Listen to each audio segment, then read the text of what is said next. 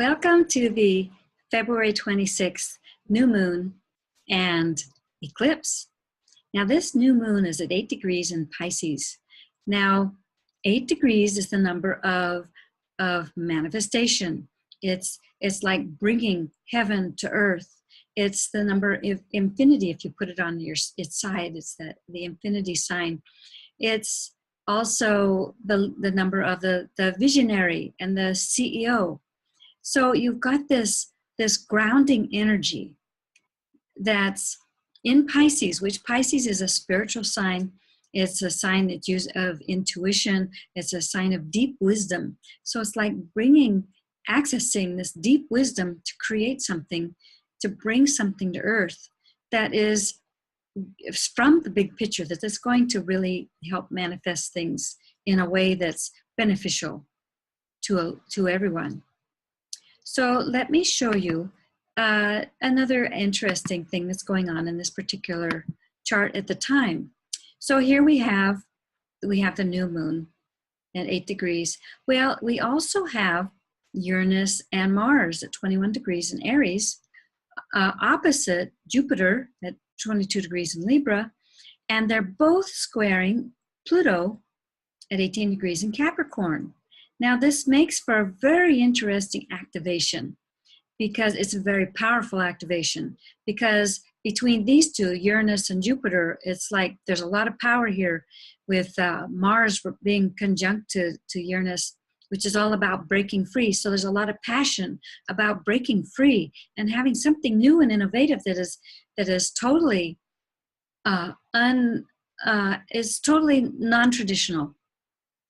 And with Jupiter, we have the abundance, and Jupiter has an affinity with Sagittarius, which has it is all about optimism and adventure, both inner and outer adventures, and philosophies and education and belief systems.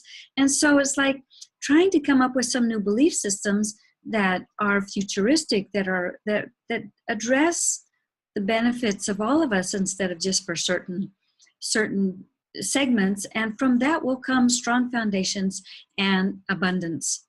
And then you throw in Pluto here. Now Pluto is the planet that's of secrets and of hidden powers and hidden strengths.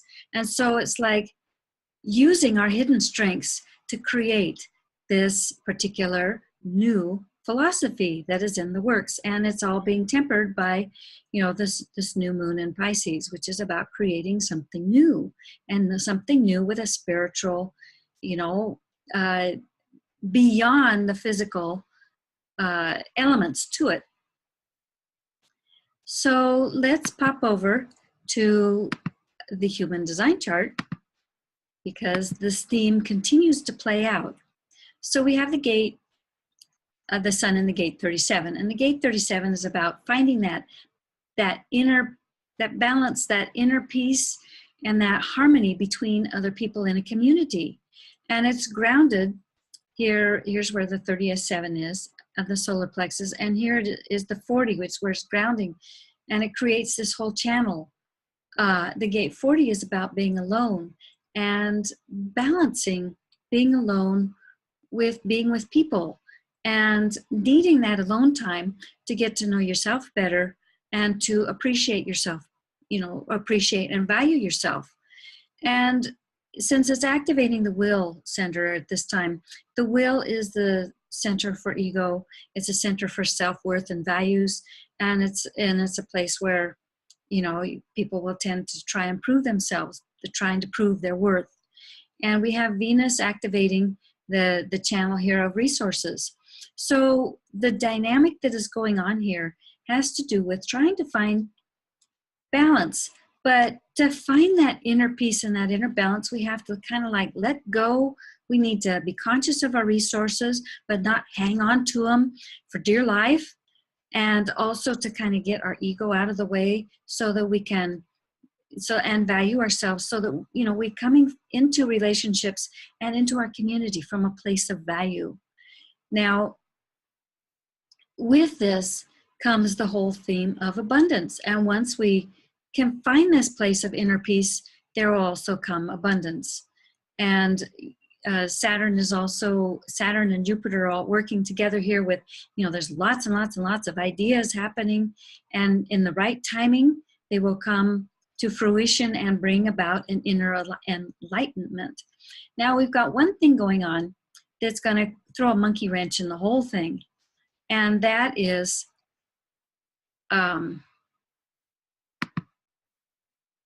just a minute, what happened here? And that is this gate 63. The gate 63 is the beginning of the logic chart, and it's the place where we're going to have lots of doubts.